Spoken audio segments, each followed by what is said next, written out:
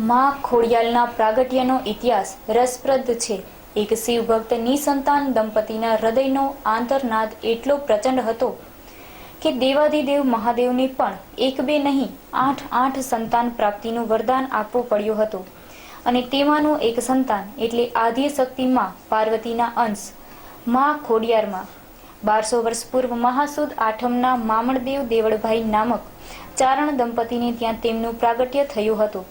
ગત આઠમે માણાવદરના બાવાવાડી વિસ્તારમાં આવેલ ખોડિયાર મંદિરે ખોડિયાર જયંતીની રંગે ચંગે ઉજવણી કરવામાં આવી હતી।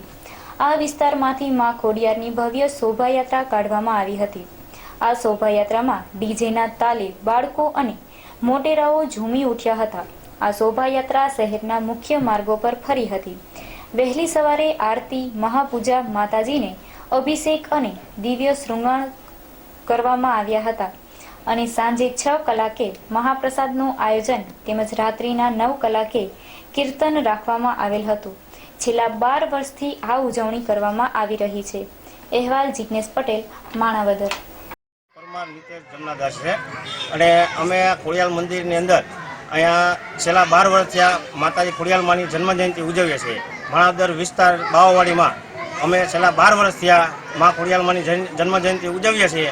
તેમજ એના અંદર અમે એવા નાના મોટા કાર્યક્રમો રાખીએ છીએ, જેમાં કે પહેલા કાર્યક્રમ એ છે કે અમે શોભાયાત્રા ગામની અંદર નીકાળીએ છીએ, બરાબર। પછી બીજો મહાપ્રસાદ રાખીએ છીએ અને તેમજ પાછા સત્સંગ બાયરાઓ તરફથી રાખવામાં આવેલ છે। નિંબળ અમિત જયંતિભાઈ છે અને માણાવદરના બાવાવાડી વિસ્તારમાં રહીએ છીએ।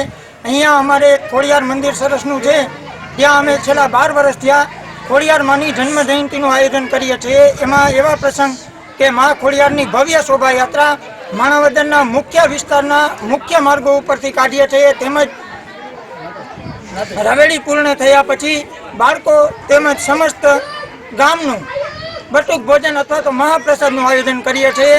તેમજ સર્વેને બહેનો મળીને અહીંયા સત્સંગથી આખો પ્રસંગ શોભાવે છે।